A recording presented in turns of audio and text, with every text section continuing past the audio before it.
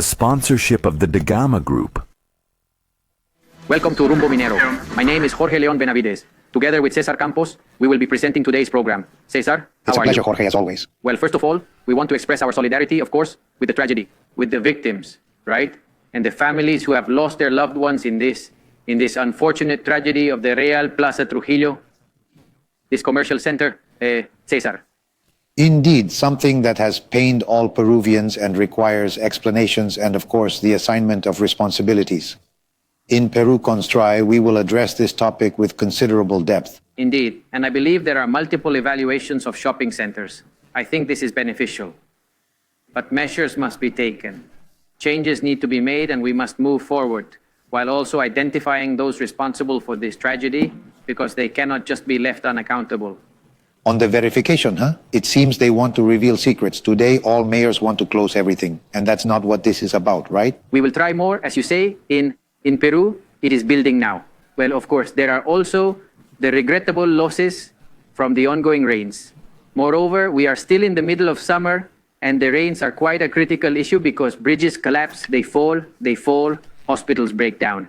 It seems like our preparations remain inadequate, despite this recurring occurrence every summer. Cesar, you mentioned growth, didn't you? And one can't disagree. Certainly, the Minister of Economy and Finance, José Salardi, has pointed out that the year 2025, it is an optimistic year. We will grow by 4%. Of course, this was said still outside the context that may affect it. The commercial dynamics with all the tragedy that has occurred in Trujillo, there are closures occurring in several malls. And the rains. Naturally the rains, aren't they? We need to see if really not all that sparkles is gold. But we need to see what underpins that optimism.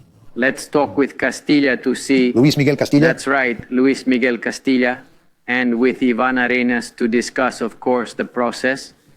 We continue with the topic because the MAPI law and the REINFO and the MAPI law are still making a change there.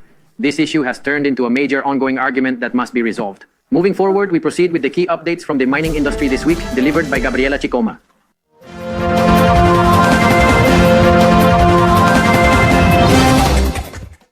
Thanks, Jorge. Here are this week's key mining news. This text consists of 75 characters. Condor Resources, the Canadian firm focused on mining exploration, has recently made a noteworthy announcement regarding its exploration projects in Peru, which are significant. After shifting its focus to exploring its own projects, the mining company presented progress on 5 programs focused on gold, copper, and other metals. The most notable projects are Pucamayo, located in Ica, and Huiñac Punta, situated in Huánuco. It is important to have qualities that are crucial in order to attract investors. The future of lots 1 and 6, which were previously operated by Petroperú in Talara, Piura, was officially determined on February 24th of this year, when Petroperú announced the winner of the bid for hydrocarbon exploitation in those territories. Ponderosa Energy is the victorious company, focusing on the oil and natural gas sector. The company was awarded the rights to operate these deposits for a period of 30 years. Congressman Héctor Valer Pinto from the Somos Peru party has presented a bill that seeks to establish a regulatory framework for the formalization, regularization, and sustainable development of small-scale mining, MAPE, in Peru. A key aspect of this bill is the establishment of CONAMAPE, the National Council for Small-Scale Mining. The creation of CONAMAPE is a prominent feature of this legislation, which would be a specialized body attached to the Ministry of Energy and Mines, MINEM. We would like to extend our gratitude to Gabriela Chicoma for providing us with the major mining news for this week. Joining us now is Luis Miguel Castilla, the former Minister of Economy and Finance and currently the Director of Videnza Institute. Hey, Luis Miguel, how are you? Welcome to Rumbo Minero. Jorge, thanks for the room. Greatly appreciated. The main news of this week, I believe, is that Minister Salardi is mentioning a 4%. And as you are knowledgeable in this area, I wanted to ask you a question. Well, 4% certainly sounds attractive. It could be more or less realistic. Okay. But at this moment, we must include the regrettable tragedy of this situation. Real Plaza Trujillo Shopping Center, right? Due to this unfortunate situation, numerous malls have been forced to shut down for a minimum period of 15 days, with the possibility of some being closed for an extended duration. I wanted to ask you if this is such a strong impact. number one and the rains two. With these two factors, hey, would this 4% change? It's early to say since these are specific issues. And certainly when someone hears the minister and his points, it appears within reach 4% regarding the recovery of consumption, considering that the prices of raw materials remain high. If one also hears that they are going to decisively promote a series of amendments to unblock very important private investment projects, but at the same time, we are subject to what happens in the world, and these recent events could have repercussions, right? Break time.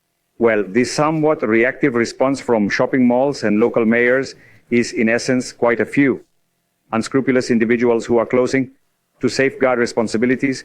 This could be a topic because there is a domino effect. Break time, they are closing everywhere. Break time, 0.6. And these are sectors that require a lot of labor, especially in services and notably in commerce. Break time on one hand, and we are at the mercy of the weather, aren't we? And obviously climatic shocks are not announced in advance, so I believe that the 4% mark is a scenario that we can actually achieve if there are no accidents or unforeseen shocks. And as we know, that cannot be predicted. I believe that it's premature. It can be achieved if we don't see we are observing these pressures in various sectors, and they have the potential to counteract the deregulation shock proposed by the minister, provided that they do not worsen in his proposals at the start of his administration. At this point, to conclude this inquiry, based on what I observed regarding the issues that are present so far, is the 4% still attainable? Hey there, let's see. It will imply something that is very important. The minister's skill and political savvy lie in coordinating various sectors that are inclined towards inaction or hindering specific projects, showcasing their ability to prioritize and strategize effectively. I think that there is indeed a vote of confidence regarding the management of this situation. That was successful when I managed Proinversión. And the resolute gamble is about unlocking projects at last, fingers crossed. Well, since we've heard this story before, it's pretty familiar to us. I think if that continues and also the issues of insecurity are somewhat controlled, reaching the mentioned figure may seem optimistic, but I firmly believe in our ability to achieve it, considering the vast potential we possess across various sectors of the economy. They believe they can surpass him. Waldo Mendoza, who was the Minister of Economy, as you indicated, several important terms that matter to. In terms of consideration, the exchange rate is at its highest point for the year 1974. In the year 2024, the trade surplus is expected to amount to $24 billion. The international interest rate, as you were saying, is an international factor that weighs in, is on the decline, and public investment is growing in January at 45% annual. Waldo Mendoza claims he tweeted it too, containing 55 characters. Growing at 4% this year might be a conservative projection. Do you think it could be conservative? Perhaps this is due to the traditional view, and Waldo is correct, that every time we have seen spikes in commodity prices, Peru has experienced rapid growth, exhibiting a strong association between the two factors. The relationship between terms of trade and economic growth, 67 characters. Unfortunately, in recent years, this relationship has weakened due to social conflicts. This due to a deficiency in its management because of all this suffocating bureaucracy that has led to many projects appearing, so to speak, to be delayed at the outset. Indeed, the case of Sulfuros Yanacocha is a highly significant project from which we can draw valuable insights, but it has been delayed, not really because of problems in Cajamarca, I think, but because we are up against Canada and Australia, with other countries that have much more. Suppose the promoters abide by the law, but in this case, they do not. Consequently, the law here is not followed. I think that, well, that relationship was like that when there weren't all these problems.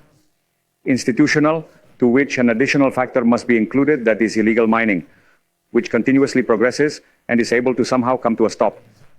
Fears of contamination by illegal or gold mining spurs the emergence of new projects alongside copper mining concerns. Now, I strongly believe that if we can continue to grow and evolve, despite any challenges, there are still certain factors. There is a possibility of uncertainty that may impose restrictions on the positive connection we have had previously. But I'll also put the final point on the issue of the fiscal deficit, that in January, 3.7% has been reported. Salardi suggested that by considering this projected growth, it might be possible for us to reduce the fiscal deficit, which currently has an impact on our financial situation. Just look, I believe that this will be the crucial test for Salardi, as the deficit has closed at 3.7. And the commitment is to lower it to 2.2% of GDP. It's a big change. The regularization process will provide assistance. The event that will occur this year is expected to be extraordinary, particularly because of the pricing about copper and raw materials. Mining profits will be very strong, and that will aid in at least 0.5 of the GDP from increased extraordinary collections. The issue is whether they will be able to curb all the public spending coming from Congress. The statement stems from politicians in Parliament who may seek re-election as senators, indicating a potential motive.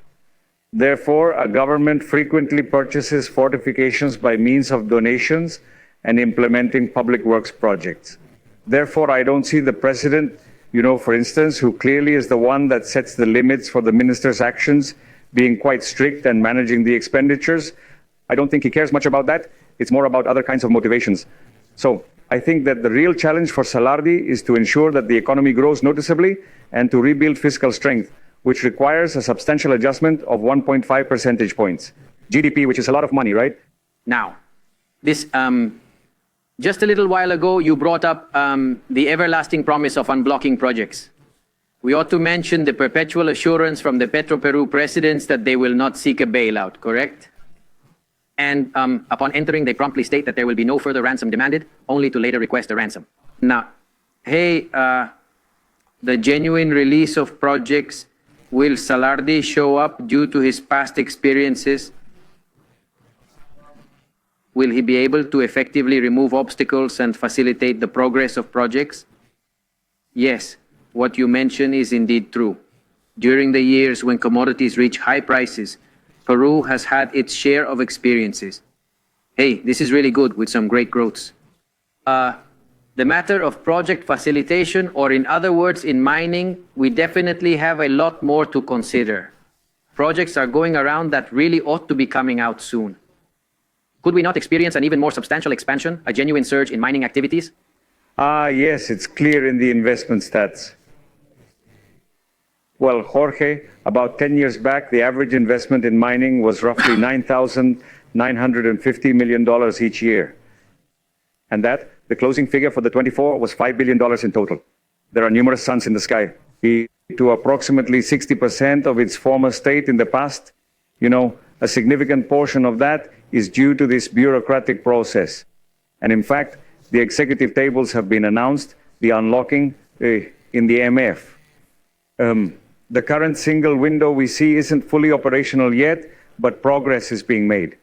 Given the current intricate state of the world, wherein high interest rates persist, the expenses for projects will indisputably surge and escalate, thus becoming undeniably pricier. This will become more expensive, and the mining firms will be able to utilize their optionality. That is to say, they will invest in those places that have certainty regarding the timelines of the projects. Do you think better to return to having the Ministry of Energy and Mines as the entity that grants the permits? This ongoing exchange, you see, between the Peruvian and foreign investors entails visiting one ministry, withdrawing from another, and then moving to yet another ministry or entity.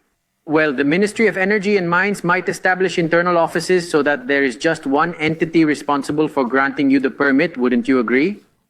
When SENACE was created, here's what happened. Well, it had two functions: to remove that attribute, that judge and party, from the Ministry of Energy and Mines when it granted and approved environmental impact studies, but at the same time to act as a single window precisely to ensure that all these sectors, suppose operating at a constant velocity, this particular event hasn't happened, and once more the sole window has been restored to its previous state. At a Perumin over 2 years ago, we discussed it with Cesar. I remember that interview. That the premier at that time promised that, and it was not fulfilled. So I believe it goes beyond just a minister. It has to do with the sense of urgency from all authorities, starting with the president herself. Now, I believe that having said that, politicians have less aversion to promoting mining projects, which is a positive advancement. But we are also entering a pre-election phase, where the decision-making of public officials tends to, let's say, become paralyzed. Fearing sanctions, everything stops. Break time, 0.7s. Currently, we have a valuable opportunity to take advantage of the favorable commodity prices. I fail to perceive any immediate need or urgency in this matter. I see that they are going faster, but not at the speed. Well, what stops investments from moving to other places is our ongoing issue. We stumble upon that investment while believing we have everything in front of us. That gets tired and goes elsewhere.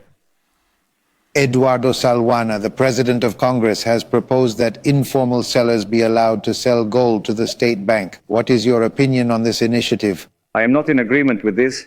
It is already quite old. Indeed, the central bank or the bank is already purchasing on its own. Gold, it has active gold reserves. But there is a significant matter to consider, which is that the price of gold can either rise or fall. Who shoulders the losses incurred due to currency exchange or decreases in value? Now, what would happen if there were a sudden and significant decline in the value of gold? Then, on one hand and on the other, the central bank is autonomous. He cannot be at the mercy of political opinions or suggestions from others. It cannot be imposed through a From law. the bank, no. The That would possibility of go purchasing gold against the products. independence of the central bank. Currently, it is evident that a lot of people think that this is the appropriate way to formalize the acquisition of a public buyer. At some point, the National Bank was also assigned the role of creating a financial entity that would purchase and stockpile that gold. This illegal and formalize it, and that it pays taxes. Well, it might be worth studying, but I believe we shouldn't dismantle something that is functioning well, like the central bank, by imposing something that could go against its independence. So that's my position. I don't agree with that. During my time, we faced the same argument. And he chose to refrain from action to uphold the independence of the central bank. But it is indeed important to implement mechanisms thinking outside the box, because otherwise we have this issue of illegal mining, informality and formalization processes, truncated, failed, and there are underlying issues, right? What steps are you considering, for example, concerning those illegal or informal miners who have encroached upon? Are there formal concessions from third parties or ones that existed previously? The law. The MEPE law, well, it is currently under discussion, and I think we should offer alternatives since there are many individuals present. And we need to know how to distinguish between the informal, the small scale, and the illegal, which is no trivial matter. But I think that's the one, this might be considered the most crucial legislative act that awaits us. To be completely honest, I don't believe we will arrive at a favorable conclusion, yet the topic will remain crucial and inherently involves security and integrity.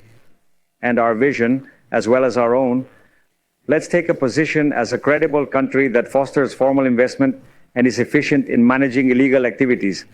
Thing that I don't see with this type of proposals, partial in my opinion. Currently, I think that the MEP law is, it cannot end up being a reinfo with a different name. Well, it is understood that society has taken a step back, leaving a delegate in charge, but has distanced itself a bit from the discussion mining group group of the mining society, from the conversation group of the committee that belongs to the Congress. Well, this is not a positive situation, since I believe that all parties should yield a bit, as you are indicating.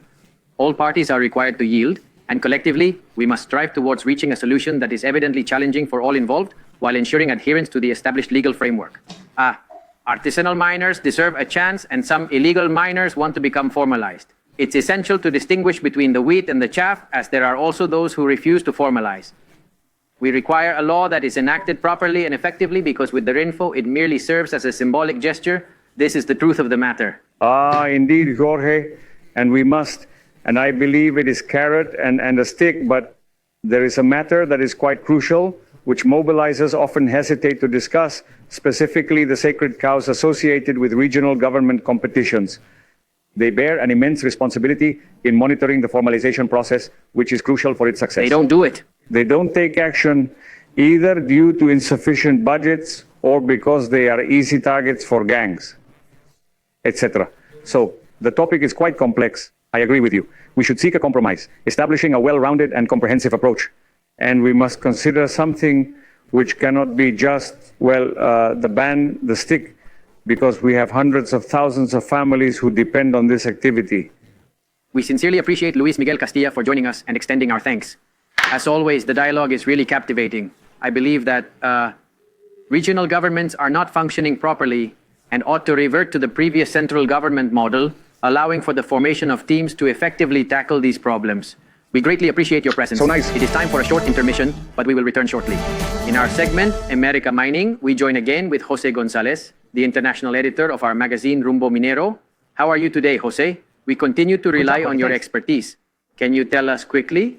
The gold price is getting close to 3,000, which was supposedly projected to hit this price by the end of 2025. What is the cause for this metal being of such significance to Peru and currently at these levels? Jorge, the historical record was set last week at $2,956 for an ounce, but this week it has decreased to $2,000. The price of gold dropped to $900 as investors began to sell in order to realize their profits. The main consideration lies in gold's role as a secure and stable asset, the primary one, the most significant among the safe havens available. This is due to global chaos. Due to concerns among market operators and investors about the policies of the Trump administration, particularly relating to tariffs, fear has been instilled, resulting in hesitancy in the market. This week, the president has once again confirmed that the tariffs from Mexico to Canada are going to be enforced, when what was suspected was whether or not they could be applied in the next 30 days. Now, this impact on inflation has a further consequence: the emergence of a new wave of investors in gold known as the gold ETF. This text consists of approximately 189 characters. The SPDR Gold Trust, which is the largest gold investment mechanism in the world, has accumulated nearly $1 million regarding the massive amounts of gold which have persistently influenced price pressures. Investors are likely to monitor gold closely because of the inflationary impact of Trump's policies and the decisions made by the Federal Reserve regarding interest rates.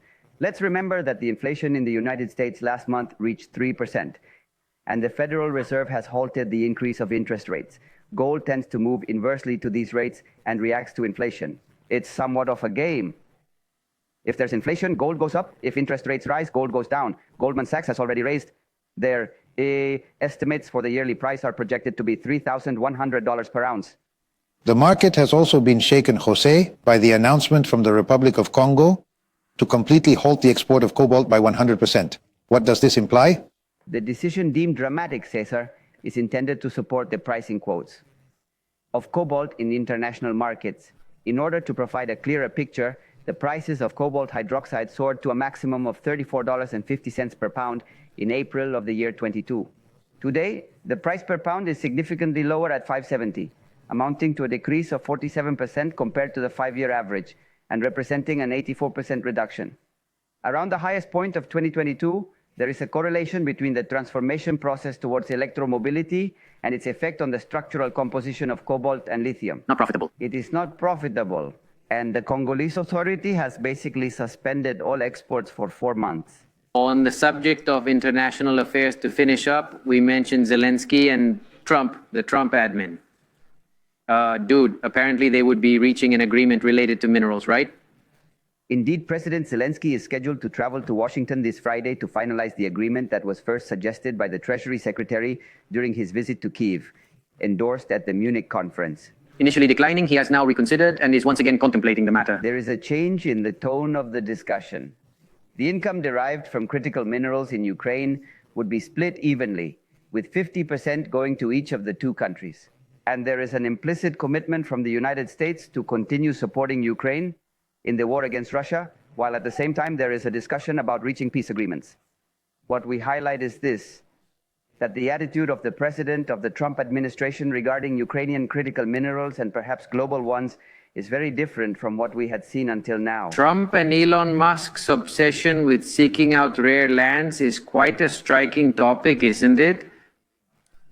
China has almost complete control over the majority of inhabited land. Jorge, there is new information regarding tariffs on copper, particularly in Chile and in Mexico, to stimulate the copper industry in the United States, which has also experienced structural changes. This indirectly impacts us. The copper is produced in Peru by Grupo México and Southern. They are responsible for its production. Is Mexican, and apparently those rates are also coming. Okay, we sincerely appreciate your company today. As usual, all these matters will be addressed in the magazine. Mining route, and so it will be happening shortly. We will also host our event, which will feature your presence the Expo Miners and Suppliers MIMPRO 2025 at the Lima Convention Center. Thank you very much.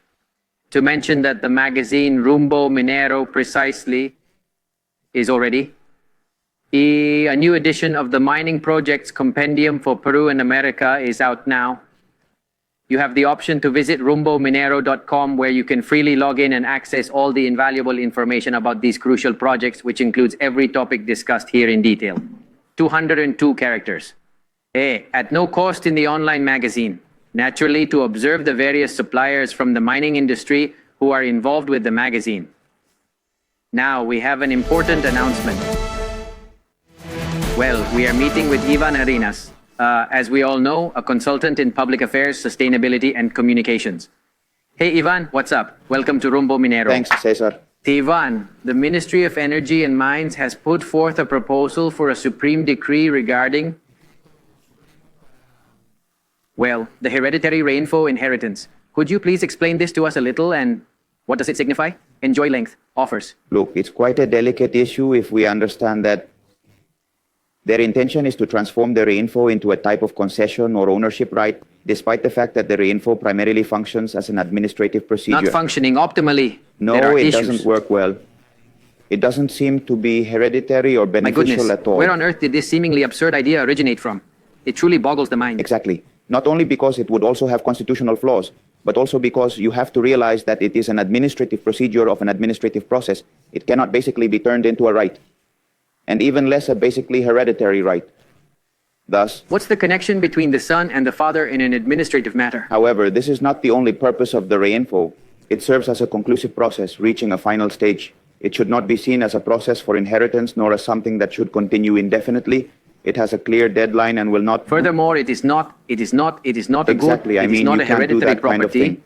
I think it's him. They are a little out of focus. Considering precisely that there exists a hereditary reinfo fundamentally implies that you are soaring essentially one of the principal supports that fundamentally represent the property rights within the nation. And you can't do that. If we view reinfo as a property right, it would create a significant precedent, you see. Difficult in the already challenging landscape of illegal and informal mining. That hereditary character, however, Ivan, has existed for 8 years. Let's start with that. What this decree proposes in second place. The thing is, the individuals who seem to inherit the process that their parents or the people who are inheriting them had carried out, they can collectively form a legal entity. In other words, it's not that they will continue alone in the paperwork process. How do you analyze that aspect? Look, what happens is basically understanding how all of this begins. What starts here is basically, a person can have reinfo, like a company can have reinfo. However, as long as the reinfo possesses a right of expiration, meaning a right that must eventually conclude, the reinfo, it cannot. To assign hereditary status means you are already acknowledging that the reinforcement is expected to be permanent. The desire is for reinfo to come to an end when required. It is a useful tool that provides assistance to you. It's not basically a right that you acquire. You can evidently carry out an administrative procedure, and that administrative procedure can proceed, just as it can proceed as a legal entity can. Sell a concession with a reinfo to another legal entity, and that reinfo still continues. I am aware that the general belief is that it is the families themselves who carry out, utilize, or have the intention to do so now or in the future, to administer a mining unit in a structured and formal Indeed, way. you have the ability to purchase a concession or possess one, lease a concession, and it is clear that you can also have the reinfo along with a reinfo. Let's see a reinfo that, let's say A, as an instrument, like a reinfo that serves you to legally validate what you are doing. However, if they have given it to the father, the reinfo, and you have bought the concession, it's a matter of the son going and also doing his reinfo procedure or MAPE or whatever comes next.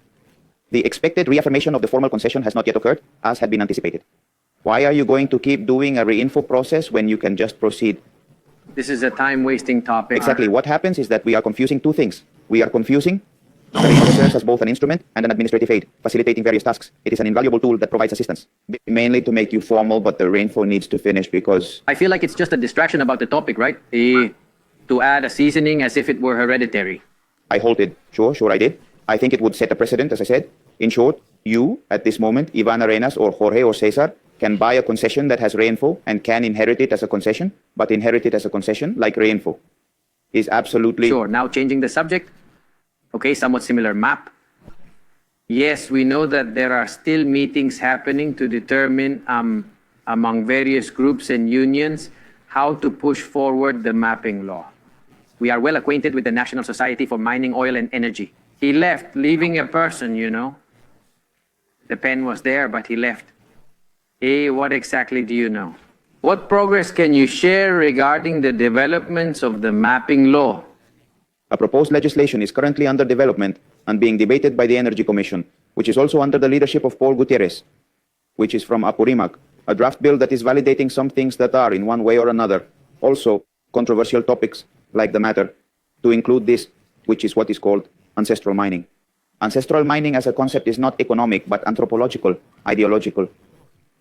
A concept that would allow you to have the faculties to be able to do so tomorrow or later. You obtain a concession or take over a concession as long as you identify as a community that you come from, but in addition, it is a community that thrives regarding ancestral mining. And prior to that, you were present. And subsequently, the state arrived and awarded the concessions to another individual. In this instance, another legal entity is added to the firm. So, as an indigenous community that practices ancestral mining, I have the right under this law.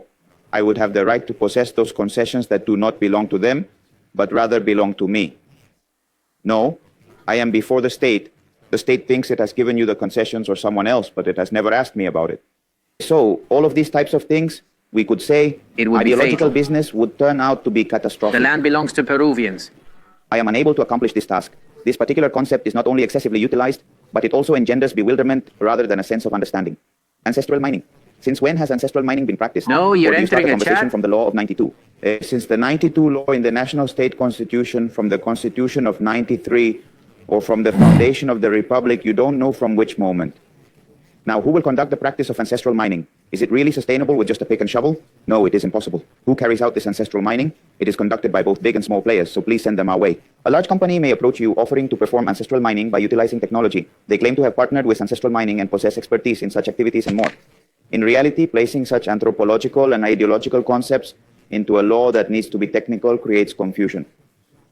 To make things unclear, Or and the suddenly opposite they of are the desired creating a result, monster that scares so much that they say, we keep the reinfo. I believe so. I believe so. It seems like he intends to proceed with the reinforcement tomorrow, since it appears he wants to continue. Considering that we are currently in a pre-election year, my sincere skepticism arises regarding any candidate's willingness to boldly declare their intention of abolishing the reinforcement measures on their inaugural day in office. So I believe they will continue with the reinfo. I think they are somehow putting it in place. Very high limits for people to say, it's better we stick with reinfo before this topic of ancestral mining comes up. Voices are increasing, Ivan, regarding the need, the urgency for a census. Among the informal miners, Cecilia Julcarima was part of our group.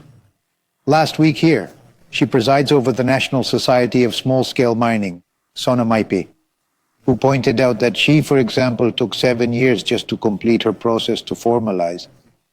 Indeed, as it is not positioned, it has not been recognized so far. It is not the only one. ADEX recently hosted a forum too.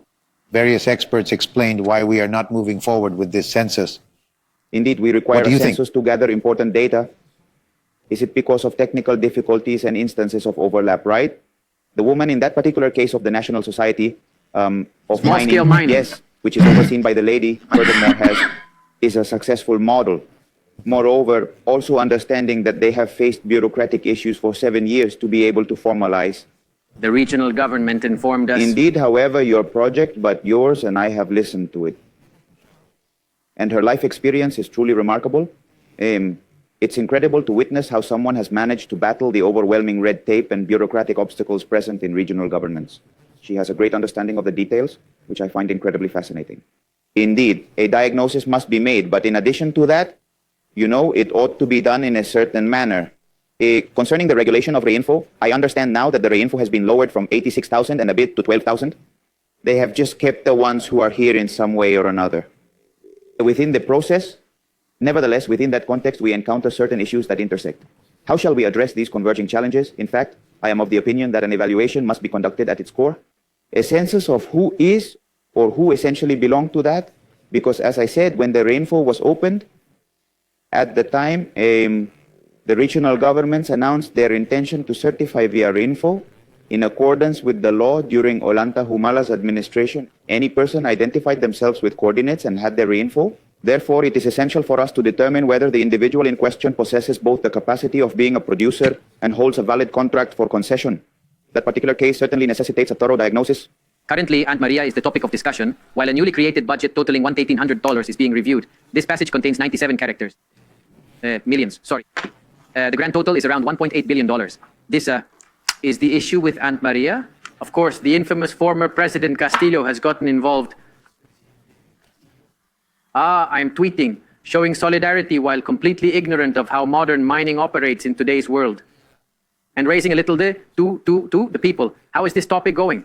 Look, the issue with Tia Maria is basically one where there is no social resistance in the population to such an extent that approximately 5 or 6 days ago, there was a call for a sort of strike or gathering imperative about this topic. Yes, and obviously the local forces, which are very small and limited, have not been able to mobilize many people. Currently, the strike is still happening and a lot of people have gathered together. And there are many people in favor. That's the good thing about Tia Maria, that there are many people who clearly see in Tia Maria the opportunity not only to find employment, but also to become suppliers. I believe that at this moment, all the social conditions exist in order for the Tia Maria project to progress with greater momentum than it has been so far. What would you say is your general thermometer when it comes to Aunt Maria? From your research, because you are a prominent consultant and moreover, you visualize the various intensities that exist in the social conflicts occurring within the country. As we enter the year 2025, Jorge is constantly concerned about inquiring in these weeks about the pre-election atmosphere. Obviously, it might shaking the portal. We have assessed two significant aspects that are crucial to consider. The first is that there has been a force in recent months and weeks of some NGOs, not only American states, or in this case Canadian ones, but basically European ones. Moreover, it is worth saying that the NGOs supporting anti-mining in Peru are mainly European.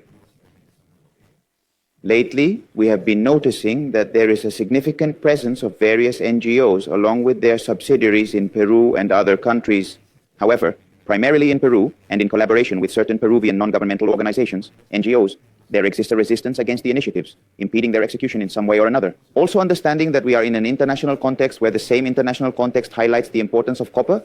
Remember? But have you become aware of any organized plan? Something that is much more structured? Look, as an organized plan, the only thing I can tell you is that there are several NGOs, individuals who have partners in Peru through NGOs are actively involved in significant projects such as those in Piura.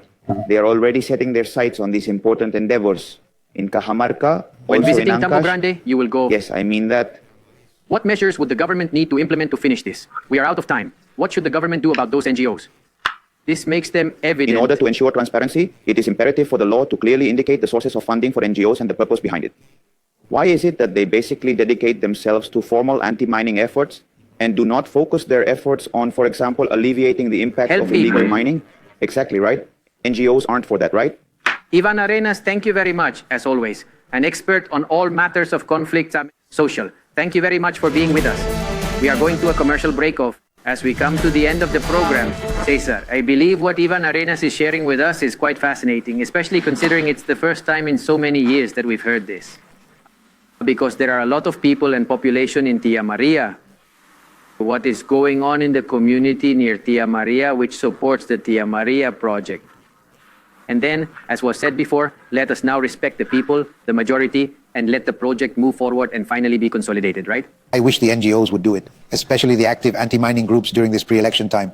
And Luis Miguel Castilla, the head of the Ministry of Economy and Finance, José Salardi, has given his endorsement to the statement. The growth of the national economy, which stands at 4%, gives us reasons to be moderately optimistic. As Waldo Mendoza says, it could be even more. Sure. But we need to check that. The fact that we do not have this record from the year 74 concerning trade exchange terms strikes me as very important. During periods when commodities and minerals are priced exceptionally high, Peru has consistently experienced growth, which is of utmost importance in the current economic climate. Why not consider achieving significant growth now, Cesar? With a multitude of people desperately requiring it, an opportunity awaits. We sincerely appreciate your presence. Up next, we will shift our attention to Peru builds, where we will emphasize the mining sector. Goodbye from Jorge Leon Benavides and Cesar Campos. Thanks a lot, Cesar. And we'll see you in a few moments for construction, infrastructure, and real estate developers. Peru construye. Thank you.